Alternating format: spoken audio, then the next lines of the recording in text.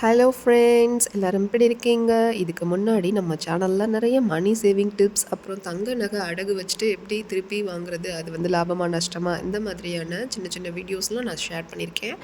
இந்த வீடியோஸ்லாம் உங்களுக்கு பிடிச்சிருக்குன்னா சப்ஸ்கிரைப் பண்ணாத ஃப்ரெண்ட்ஸ் சப்ஸ்கிரைப் பண்ணிட்டு பாருங்கள். கண்டிப்பாக உங்களுக்கு யூஸ்ஃபுல்லாக தான் இருக்கும். மிடில் கிளாஸ் ஃபேமிலிக்கு எப்போவுமே சேவிங்ஸ் அப்படிங்கிறது ரொம்பவே கஷ்டமான ஒன்று தான். அது வந்துட்டு நமக்கு வர்ற பணத்துக்கும் செலவு செய்கிறதுக்குமே எல்லா பணமும் சரியாக தான் போகும். அதுலேயும் நம்ம சமாளித்து எப்படியாவது சேவிங்ஸ் பண்ணணும், அது எப்படி அப்படிங்கிற டிப்ஸு தான் நான் உங்ககிட்ட நிறைய ஷேர் பண்ணியிருக்கேன். ஸோ பார்க்காத வீடியோஸ்லாம் இருந்தது அப்படின்னா சேனலை சர்ச் பண்ணி பார்த்துருங்க. மணி சேவிங் டிப்ஸ்லேயே வந்துட்டு பார்ட் 1 பார்ட் 2 வந்து அப்லோட் பண்ணியிருக்கேன், அதையும் பார்த்துருங்க. ஓகே, இப்போ வீடியோவை பார்த்துடலாம்.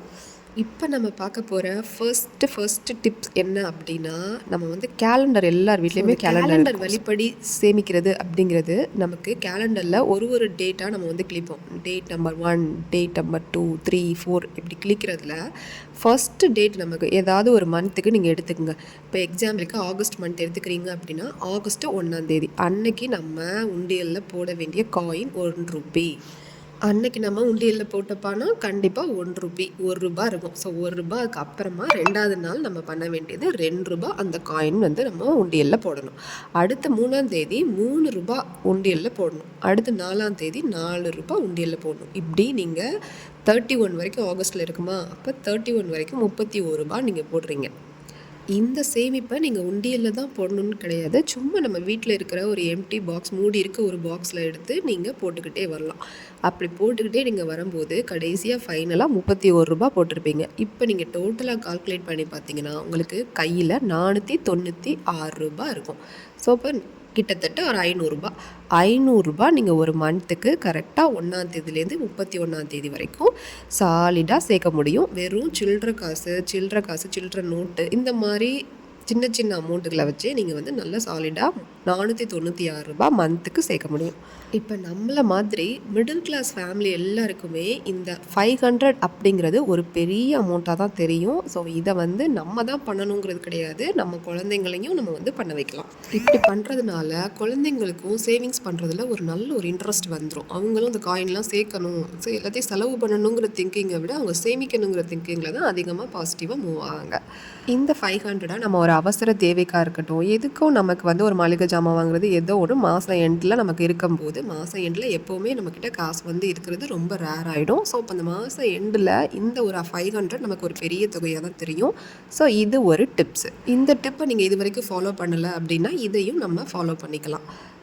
அடுத்ததாக உள்ள டிப்பு என்னன்னு பார்த்தீங்கன்னா, நம்ம மளிகை கடைக்கு போகும்போது நிறைய சேஞ்ச் வந்து நமக்கு தருவாங்க. ஸோ நம்ம வாங்குறதுக்கு எல்லாத்துக்குமே மேக்ஸிமம் வந்து சேஞ்சஸ் தான் நம்ம வாங்கிட்டு வருவோம். வெறும் காயின்ஸ் எல்லாம் தருவாங்க. அந்த மாதிரி தரதெல்லாம் தனியாக ஒரு பாக்ஸில் மளிகை கடைக்கு உள்ளதெல்லாம் நீங்கள் மளிகை பொருள்னு சொல்லிட்டு எப்படி வேணாலும் பாக்ஸில் நோட் பண்ணி வச்சுக்கோங்க. உங்களுக்கு எப்படி நோட் பண்ணணுமோ அப்படி நோட் பண்ணி வச்சுக்கிட்டு மளிகை பொருள் வாங்கும்போது வர அந்த காயின்ஸ் எல்லாம் நீங்கள் ஒரு பாக்ஸில் போட்டு வைங்க. அடுத்ததாக பஸ்ஸில் போனீங்க அப்படின்னா அதையும் அந்த காயினையும் அந்த மாதிரி பாக்ஸ்லேயே போட்டு வைங்க. ஸோ இப்போ பஸ்ஸில் போகிற பழக்கம் இருக்குன்னா கண்டிப்பாக சில்லறை நமக்கு வரும். ஸோ அந்த சில்லறையும் நம்ம வந்து இந்த பாக்ஸில் போட்டு வச்சோம்னா அதுவுமே ஒரு பெரிய அமௌண்ட்டாக மந்தோட எண்டில் பார்த்தீங்க அப்படின்னா அதுவும் கன்வெர்ட் ஆகி உங்கள் கையில் இருக்கும். அடுத்ததாக 3வது டிப்பு ரொம்ப முக்கியமான டிப்பு. இது தான் வந்து நம்ம கையில் இருக்கிற அமௌண்ட்லேயே ரொம்ப பெரிய அமௌண்ட்டு.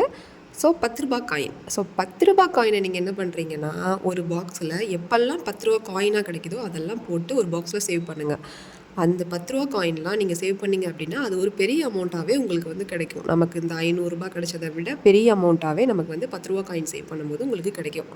அடுத்ததாக பார்த்தீங்கன்னா ரொம்ப முக்கியமான ஒன்று தான் இதுவும் 4வது டிப்பில் பார்த்துக்குங்க. 4வது டிப் என்ன அடுத்ததுன்னா டிப்பில் புது தாள்கள், அதாவது புதுசாக வந்த நோட்டு, நம்ம கையில் ₹50, ₹20, ₹10 இது மாதிரி நோட்டெல்லாம் புதுசாக வந்த நோட்டு இருக்கும். அந்த நோட்டை நீங்கள் என்ன பண்ணுறீங்கன்னா அந்த நோட்டு பார்த்தீங்கன்னா உங்களுக்கு ஏடிஎம்மில் எடுக்கும்போது இல்லை யார் மூலமாவது ஏதாவது கிடைக்கும். அப்போ கிடைக்கும் போதெல்லாம் அதை நீங்கள் சேவ் பண்ணிடுங்க. அதை ஒரு பாக்ஸ் போட்டு சேவ் பண்ணிட்டீங்க அப்படின்னா அது ஒரு பெரிய ஃபண்டாகவே உங்களுக்கு கிடைக்கும்.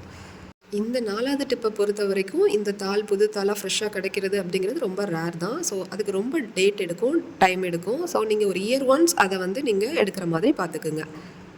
ஓகே ஃப்ரெண்ட்ஸ், இந்த டிப்ஸ்லாம் உங்களுக்கு ரொம்பவே பிடிச்சிருக்குன்னு நினைக்கிறேன். கண்டிப்பாக ஃபாலோ பண்ணுங்கள். ஃபாலோ பண்ணுறவங்க கமெண்ட் பண்ணுங்கள், சப்ஸ்கிரைப் பண்ணுங்கள்.